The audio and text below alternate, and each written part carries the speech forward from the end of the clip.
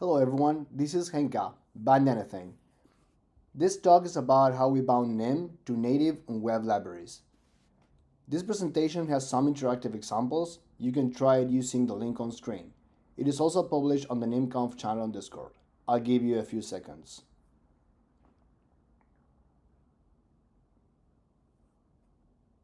Okay, first of all, let's go over who we are. I am Ro, a game dev and demo scener, author of Reploid and Shader C Nim. And I built Henka with Socam, who is a game and engine developer, author of WebGPU Nim and C Volcan.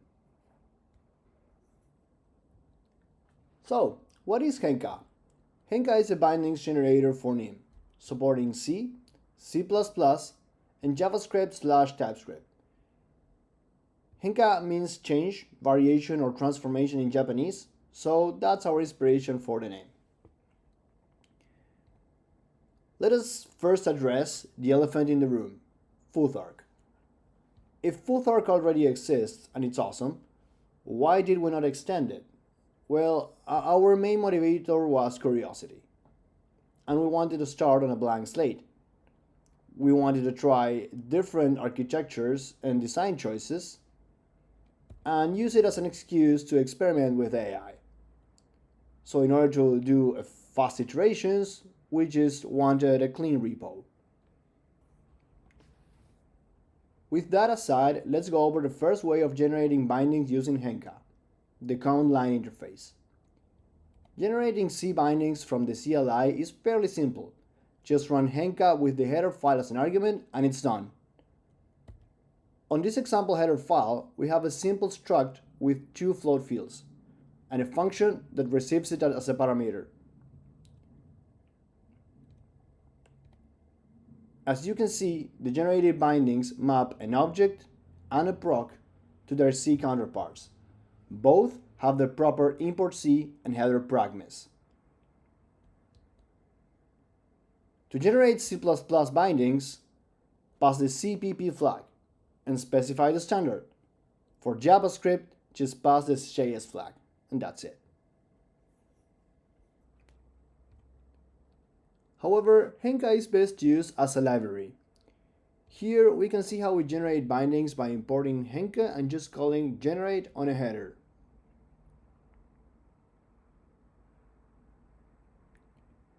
Importing Henka allows for complete customization of the output. In this example, we are using a rename callback to remove the point underscore prefix from symbols, and a pragmas callback to make structs inheritable.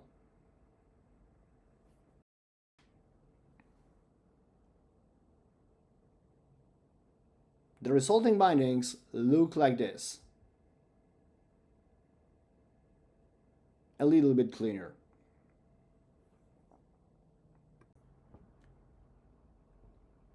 Now, I want to show you some demos we built using Henka. First up, if we press enter here, we get falling cubes with some basic illumination.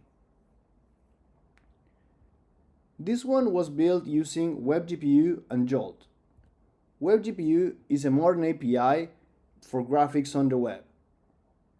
Jolt is an open source physics engine used on AAA games. The WebGPU Nim bindings are fully supported and maintained by me.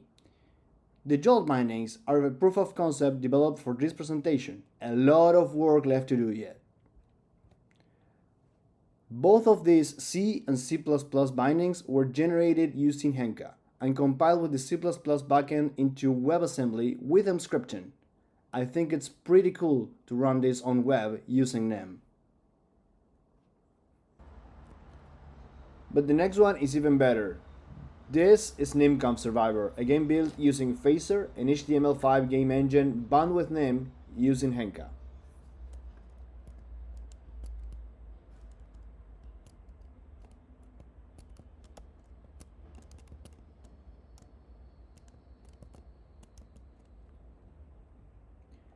Both Phaser and PhaserBox 2D bindings are still a proof of concept built for this demo. The demo itself is compiled using the Nim JavaScript backend.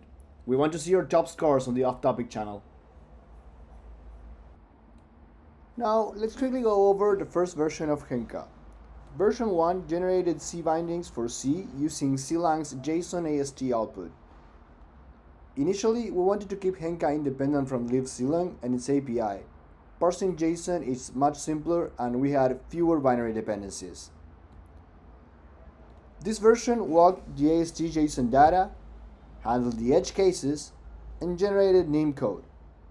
A basic symbol renamber for customizing the output was provided, but not much else. For this version, the workflow to add new features was straightforward. We used real-world libraries as dog food for the generator. We would first take a complex enough C library, for example WebGPU, then we fix bugs and edge cases on the generator using Cloud's assistant, then Cloud's code will be reviewed, rewritten, or even discarded, then rinse and repeat. This approach is simple enough and had its value, but as it was, it wouldn't scale. So we decided to pack the knowledge we gained and start over. First, we went back to using libclang. Even if walking through JSON is simple, libclang is also clear enough and supports extended features.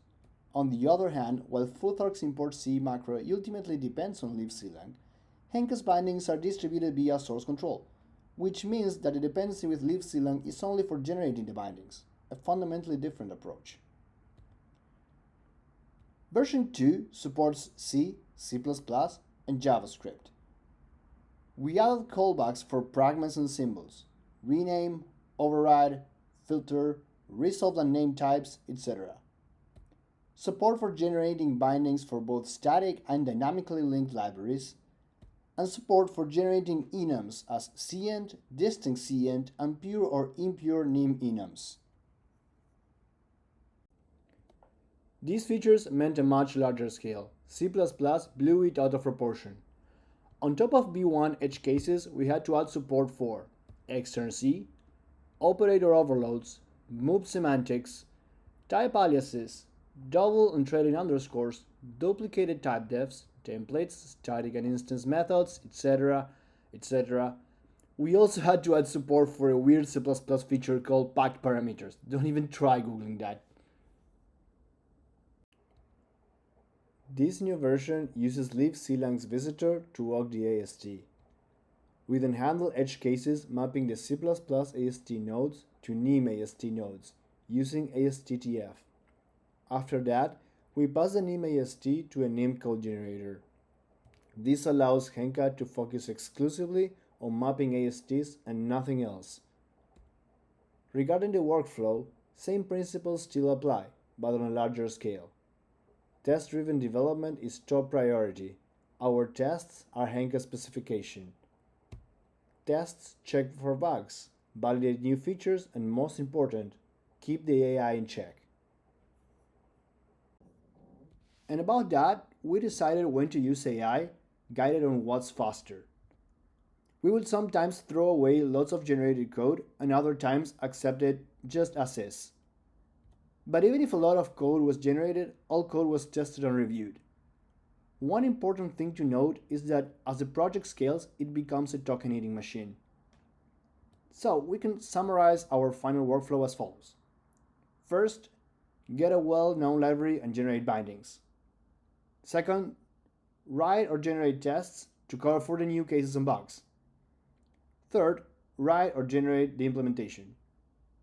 And fourth, of course, rinse and repeat. It is now time to wrap up with some conclusions. Currently, the LLM's usefulness has started degrading while eating up a huge amount of tokens.